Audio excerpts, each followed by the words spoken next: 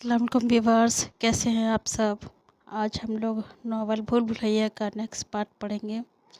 तो चलिए स्टार्ट करते हैं। नावल भूल भुलैया।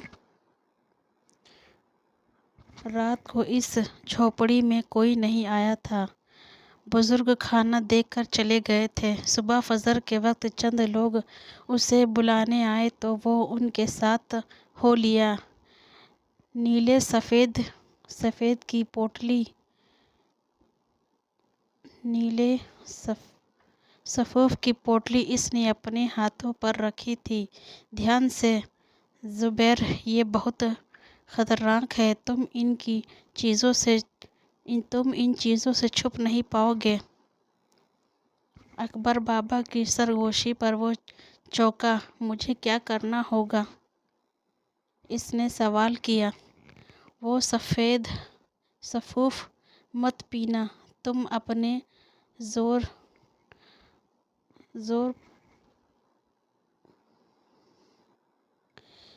पर उनका मुकाबला करोगे, बस उनकी कमज़ोरी पकड़ना। अकबर बाबा की बात पर वो हैरान हुआ। मगर मैं उसके लड़कों का उनसे साथ चलते आदमी से खुद से बातें करते देखकर हैरान हो रहा था। इनकी कमज़ोरी पकड़ना, ये अब तुम्हारा काम है। इसके साथ ही खामोशी छा गई। वो सोच में डूब गया। अब वो क्या करेगा? सुनो, क्या तुम लोग जानते हो इन शैतानों की कमज़ोरी क्या है? इसने अपने साथ चलते आदमियों से पूछा। कमज़ोरी का तो नहीं पता, मगर वो लोग आग से बहुत डरते हैं। इस पूरे गांव में आग नहीं जलाई जाती, बल्कि गांव से बाहर एक मखसूस जगह है जहां पर खाना वगैरह पकाने के लिए आग जलाई जाती है। एक आदमी ने उसे बताया। तुम लोगों में इतनी अकल नहीं है कि अगर तुम चाहो तो आग से इन्हें जला सकते हो। ज़ुबैर ने अफसोस से कहा। हमने कोशिश की थी, मगर वो लोग आग से जलते नहीं हैं, सिर्फ डरते हैं। न जाने क्यों। मेरे दादा वगैरह ने कोशिश की थी, तो बदले में इनकी जान चली गई। चलते चलते वो लोग शैतानों के ठिकाने पर आ गए। ज़ुबैर ने देखा कि वही बंदा जिसको इसने पहले भी देखा था, वो इस पत्थर के किले में एक औरत को परहना किए बदकारी में मगन था।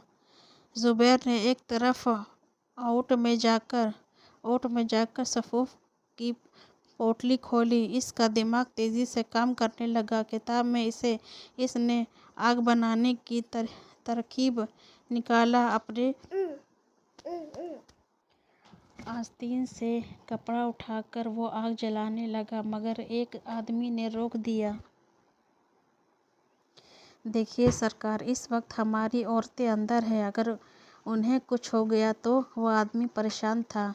बेफिक्र रहे, मैं किस लिए हूँ। ज़ुबैर ने उसे तसल्ली दी। कपड़े पर सफ़ूफ का एक कतरा डालकर इसने कपड़ा एक लकड़ी पर बांधा। फिर सूखे घास को जमा करके दो पत्थरों को आपस में रगड़कर आग की चिंगारी बिखर उठी। पानी की मुश्किल उभर कर लाया। एक आदमी को कहकर इसने सफ़ूफ की शीशी खोली। आदमी भाग कर पानी भर कर ले आया। ज़ुबैर ने सफ़ूफ का एक कतरा पानी में डाला। इस पानी को उसने जिस्म पर मल लो जल्दी। इन सब ने पानी जिस्म पर मल लिया। फिर ज़ुबैर के इशारे पर सब धड़कते दिल के साथ किले में दाखिल हुए। ज़ुबैर हाथ में आग पकड़े किले की दायरों पर लगाता जा रहा था। साथ साथ महसूस कलमात भी अदा कर रहा था। पूरा किला आग की लपेट में आ गया। गरमाइश बढ़ते ही सब शैतान कमरे से निकल आए। आग देखकर इन सब की चीखें निकल गईं। जुबैर ने तमाम आदमियों से कहा कि वो सब औरतों को किले से बाहर निकाल ले। वो आदमी आग में से गुजरते हुए औरतों को बाहर ले गए। शफूफ वाला पानी मिलने से इन पर आग का असर नहीं कर रही थी। जुबैर मुंह में कुछ बड़बड़ाता हुआ तमाम शैतानों को आग लगाता गया और वो लोग एक एक करके जलते गए। अचानक एक शैतान ने एक आग में लिपटा एक पत्थर जुबैर की जानिब फेंका। आग जुबैर को झुलसाने लगी। इसके दिल दहलाने वाली चीखें पूरे किले में गूंजने लगी। इसका दिमाग एकदम महफूज हो गया और वो खुद को हवा में तैरता महसूस करने लगा। आँख खोलने पर वो एक बहुत बड़े काले रंग के महल के सामने था। इस महल के इर्द गिर्द बड़े बड़े नाग थे, इतने बड़े कि इनके सर महल की छत से भी ऊंचे थे। जुबैर थूक निगल कर खड़ा हो गया। हाथ लगा कर चेक किया तो मालूम ही नहीं हवा मालूम ही मुतमईन हो गया। शफूफ वाली पोटली इसके पास थी। अंदर जाओ जुबैर, वक्त बहुत कम है। अकबर बाबा की आवाज़ पर वो तेज़ी से महल की तरफ बढ़ने लगा। हट मत करना वरना ये नाग चौकन्ने हो जाएंगे, अकबर बाबा ने कहा तो वो धीरे धीरे चलने लगा। अपनी सांसें तक वो धीरे धीरे ले रहा था। इसने सुना था कि नाग अंधे होते हैं और ये बात आज सच भी निकली थी। वो महल के दरवाजे पर पहुंचा तो दो हट्टे कट्टे दरबान बातों में मशरूफ थे। जुबैर का हाथ खुद ब खुद ज़मीन पर पड़े पत्थर की जानिब गया। पत्थर उठाकर उसने दूसरे जानिब फेंका और खुद ओट में छुप गया। दरबान चौंक कर इस जानिब चल पड़े। मौका माफ़ी वो उठते ही वो दरवाजे के जानिब लपका और इस पर चढ़ने लगा। दरवाज़ा बहुत बड़ा था। वो जो ही ऊपर पहुंचा दंग रह गया। महल के अंदर सिर्फ पर नागों का ढेर घूम रहा था। जुबैर की सोच से भी ज़्यादा मुश्किल काम था ज़रगाम तक पहुंचना। वो पसीने से तरबतर आगे के बारे में सोच रहा था जब दरबान वापस लौट आए। वो देख साला पकड़ इसे। इनमें से एक दरबान चीखा। दूसरे दरबान ने अपने डंडे से इसकी लात पर मारा तो वह मुंह के बल ज़मीन पर गिर पड़ा। सर पर लगने की वजह से इसकी आंख के आगे अंधेरा छा गया। आंख खुलने पर वो इसने खुद को रस्सियों में जकड़ा पाया। वो किसी कमरे में बंद था। रस्सी से जकड़ा वो अंधे मुंह फर्श पर अकेला पड़ा था। एक तरफ छोटा सा रोशनदान था जहाँ से रोशनी आ रही थी। कोई है? बाहर निकालो मुझे, वो चिल्लाया मगर जवाब नदारद। वो बेबसी से रोने वाला हो गया। अकबर बाबा कहाँ हैं आप? उसने बाबा को पुकारा मगर खामोशी।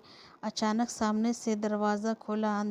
अंदर दाखिल होने वाला हस्ती को देखकर वो साकित हो गया। अम्मा! इसकी सरगोशी उभरी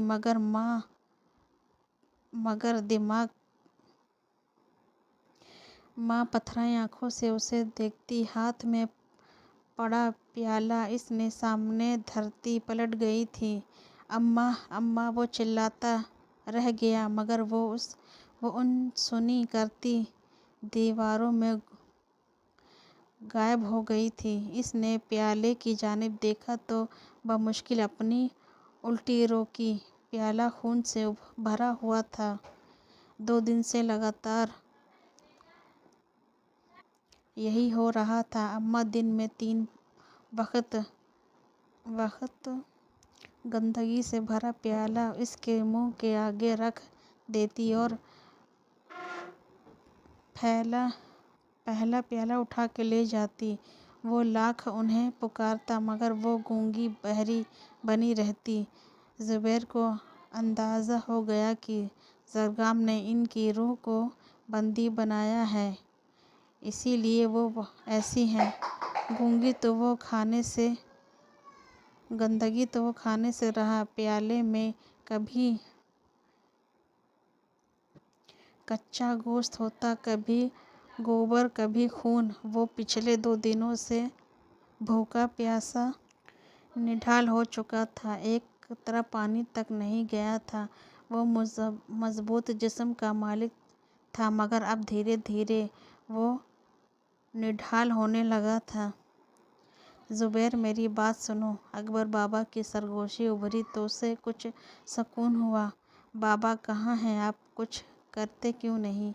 वो बेबसी से बोला। देखो मेरी बात गौर से सुनो। जब तक तुम इस महल में हो मेरा तुमसे गैबी राब्ता खतरनाक है, इसीलिए मैं खामोश था। मगर तुम मेरी तवक्को से ज़्यादा बेवकूफ़ निकले। अपनी अक्ल इस्तेमाल करो, वहाँ से निकलो, वरना वो लोग तुमसे अपना मकसद हासिल कर लेंगे। इतना कहकर खामोशी छा गई। मगर मैं क्या करूं? बाबा बताएं तो मैं क्या करूं? इसके लाख पुकारने पर भी आवाज़ नहीं आई। वो बेबसी से सोच में पड़ गया कि अब क्या किया जाए। अचानक इसके जहन में एक ख्याल आया। इसका दिमाग तेज़ी से काम करने लगा। अम्मा दोपहर में उसे गंदगी का प्याला देने जब अम्मा वहाँ आई तो इसने उन्हें पुकारा, मगर हस्बे आदत वो प्याला रख कर मुड़ने। ज़ुबैर ने सरगोशी नुमा आवाज़ में कुरानी आयत का विर्द शुरू कर दिया। ज़ुबैर, अम्मा धीरे से पलटी। इनकी आंख में हरकत हुई। अम्मा हाथ खोलो मेरे, वो विर्द करते हुए बोला। अम्मा धीरे धीरे सपाट चेहरे के साथ इसके पास आई और इसके हाथ खोल दिए। ज़ुबैर विर्द जारी रखते हुए उठ बैठा। पैरों से रस्सी खोलकर इसने अम्मा की जानिब देखा। अम्मा फ़िक्र मत करना, मैं लौटूंगा। तेज़ी से रोशनदान की जानिब भागा। रोशनदान छोटा था मगर वो खुद को घसीटते हुए किसी तरह वहाँ से निकल आया। महल की पिछली जानिब पहुंचकर उसने अकबर बाबा को पुकारा। दूसरी तरफ से खामोशी थी।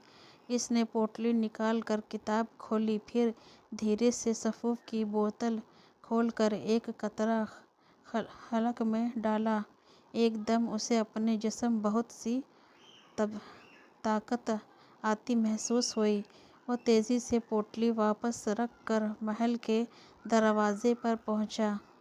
दरबान उसे देखकर हैरान रह गए। इसने ज़मीन से मिट्टी उठाई और कुछ पढ़कर फूंका, फिर मिट्टी को दरबानों की जानिब उछाल दिया। तुम अच्छे से जानती हो तुम्हें क्या करना है, वो उन्हें देखकर बोला। जी सरकार। वो दोनों उसके आगे झुके, फिर भारी भरकम दरवाज़ा खोलकर उसे ले लाए अंदर चल पड़े। रास्ते में ज़रगाम का जो आदमी आता, दरबान इस पर फूंक मारते, वो तमाम आदमी इनके साथ हो पड़ते। इसी तरह महल की गहराई तक जाते जाते ज़रगाम के तमाम आदमी ज़ुबैर के ग़ुलाम बन चुके थे। सरकार, ये ज़रगाम का कमरा है और इस वक्त वो सो रहे हैं। इसे मारना इतना आसान नहीं है, लेकिन थोड़ा ٹھیک رات کے جب چاند پورا نکل آئے گا اس وقت اسے مارنا بہت آسان ہو جائے گا۔ ایک آدمی نے کہا تو زبیر نے سر ہلایا۔ اماں کہاں ہیں؟ لے چلو مجھے، زبیر نے کہا۔ اس سے پہلے کہ وہ آگے چلتا کسی نے اسے گردن سے پکڑ لیا۔ وہ چونک کر پیچھے مڑا۔ وہ زرگام تھا، لمبے لمبے بال، سیاہ کالی آنکھیں، پورا جسم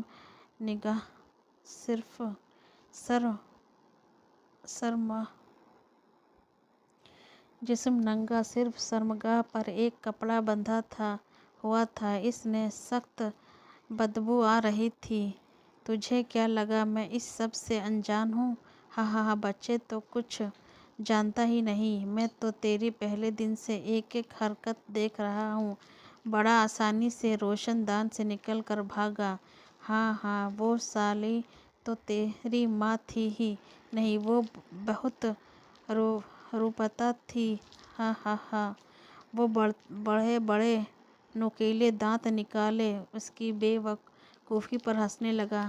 چل تجھے بتاتا ہوں سب کچھ۔ زرگام اسے بازور سے پکڑ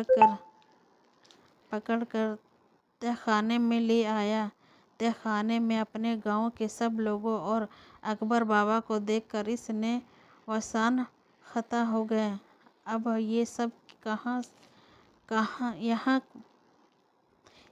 یہ سب یہاں مرو گے اور تو میرے ہاتھوں مرو گے، اور تیری ماں میری ہو جائے گی ہمیشہ کے لیے، اسے اپنی رکھیل بنا کر رکھوں گا۔ وہ غضب ناک انداز میں چلایا۔ زبیر اکبر بابا کے پاس دوڑا۔ بابا یہ سب کیسے ہوا؟ وہ اب تک حیران تھا۔ میں نے تم سے غیبی رابطہ کیا تھا، زرگام کو علم ہو گیا کہ میں تمہاری مدد کر رہا ہوں، وہ گاؤں والوں سمیت مجھے یہاں اٹھا لایا۔ اکبر بابا نے بے بسی سے کہا۔ زبیر بیٹا، اسے طاقت سے نہیں دماغ سے ہراؤ، اس کی کمزوری ڈھونڈو۔ تمہارے پاس جو سفوف ہے اس کی پوری بوتل اپنے حلق میں انڈیل لو، یاد رکھنا دماغ سے ہرانا ہے اسے۔ اکبر بابا نے اسے سرگوشی کی۔ اسے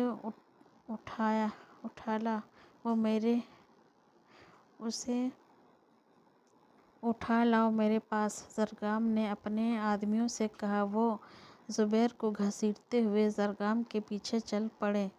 زرگام نے نظریں بچا کر دھیرے سے پوٹلی کھولی اور سفوف کی ساری شیشی گٹاگٹ پی لی۔ اسے اپنے جسم میں کچھ غیر معمولی پن نہیں لگا، کمزوری ایک وجود گر گئی۔ کیا کمزوری ہو گئی؟ جادو اگر نہیں، شیطان، اور شیطان کی کمزوری۔ وہ دماغ کی گھوڑے تیزی سے چلا رہا تھا۔ چل بتا اب کیسے مرنا پسند کرے گا؟ آگ میں ڈالوں، پیروں کے تلوے کھینچ لوں یا پھر بھوکا رکھ کر ماروں؟ وہ صفائی سے بولا۔ وہ خاموشی سے اسے دیکھتا رہا، جواب نہیں آیا۔ بولتا کیوں نہیں؟ جواب دے۔ زرگام کو اس کی خاموشی کھلنے لگی۔ زرگام دھیرے سے مسکرایا۔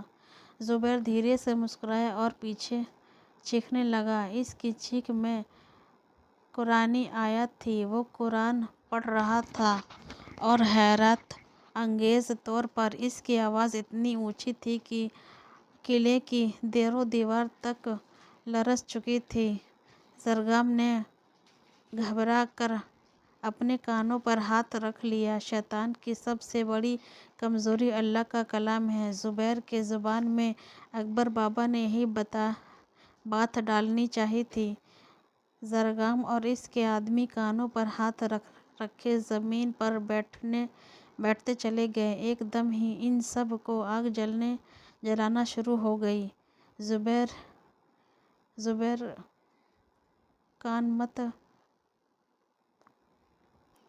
کلمات پڑھتے رہو، اکبر بابا نے بلند آواز میں اسے تنبیہ کی اور تمام لوگ کو لیے محل سے باہر بھاگے۔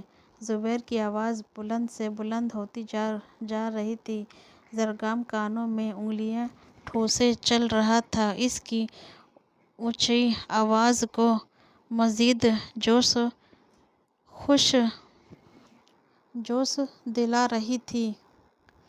ایک دم تیز زلزلہ سا آیا، پورا محل جلنے لگا۔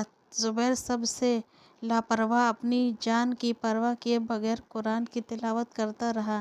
اماں نے اسے قرآن حفظ کرایا تھا، اس لیے وہ بہت خوبصورتی سے تلاوت کر رہا تھا۔ اسی وقت وہ تلاوت کرکے شیطان کو جہنم واصل کر رہا تھا۔ محل کی چھت ایک دم ٹوٹ گئی۔ زرگام اور اس کے ساتھیوں کے جسم ریت کی مانند ذرہ ذرہ ہو گئے، آسمان کی جانب اڑنے لگے۔ کچھ ہی دیر بعد محل کی دیوار گرنے لگی۔ پورا محل ایک لمحے میں زمین بوس ہو گیا۔ اب ہر طرف خاموشی ہی خاموشی تھی، گہری خاموشی، جس طوفان کے لوٹنے کے بعد ہوتی ہے۔ دھیرے دھیرے اس نے آنکھ کھول لیا تو اسے سمجھ نہ آیا کہ وہ کہاں ہے۔ گردن موڑ کر یہاں وہاں دیکھا تو اسے شہزادی سمارا ایک طرف بیٹھی تسبیح کرتی نظر آئی۔ اسے خود بخود سب یاد آنے لگا۔ وہ اپنی اسی پرانی جھونپڑی میں تھا۔ باہر سے اماں کی آواز آ رہی تھی، سمارا بیٹی، زبیر کے کپڑے سوکھ گئے ہیں، اٹھا لے، بارش کا کوئی پتہ نہیں۔ اماں کی آواز پر سمارا تیزی سے اٹھی مگر زبیر کو دیکھ کر رک گئی۔ آپ اٹھ گئے زبیر، آپ اٹھ گئے۔ 15 دن بعد بالآخر آپ کی نیند ٹوٹی۔ اللہ کا لاکھ لاکھ شکر ہے۔ وہ خوشی کے مارے مسکرا اٹھی۔ سب ٹھیک ہے سمارا، وہ دھیرے سے بولا۔ سب ٹھیک ہے زبیر، اللہ کا شکر ہے، سب ٹھیک ہو گیا۔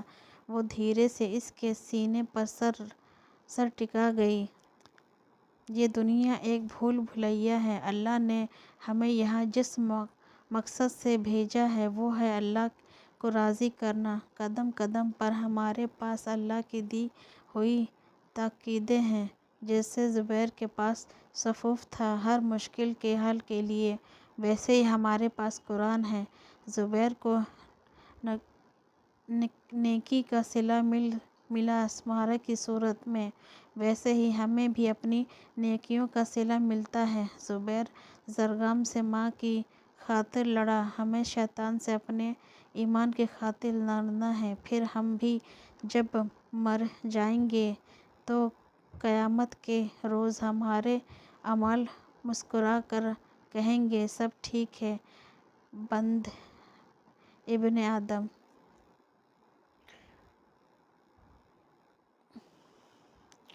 تو فرینڈس، ہمارا یہ ناول بھول بھلیا ختم ہو گیا ہے۔ اگر آپ لوگ کو پسند آ رہا ہو تو لائک، سبسکرائب اور کمنٹ ضرور کریں۔